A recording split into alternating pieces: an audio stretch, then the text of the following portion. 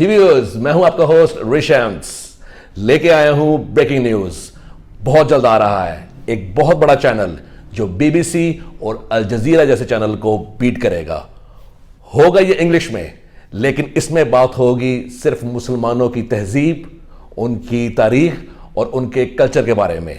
इमरान खान की हुकूमत ने एक और वादा पूरा कर दिया कि मुसलमानों की तहजीब, उनकी तारीख और उनके कल्चर के बारे में नौजवान तबके को बताया जाए। पाकिस्तान, तुर्की और मलेशिया की मुश्तरका कोशिशों से इस चैनल ने आने वाले दिनों में एक बड़ा गेम चेंजर बन जाना है। और मैं आपको यह भी बताता चलूं कि आसिम बाजवा को जो अब लेके आया गया है, वो इसीलिए मकसद के लेके आया गया है कि जो चीज़ें वज़ीर आज़म इमरान खान साहब चाहते थे उनको उस तरह डिलीवर किया जाए, और फिरदौस आशिवान को जाना पड़ा।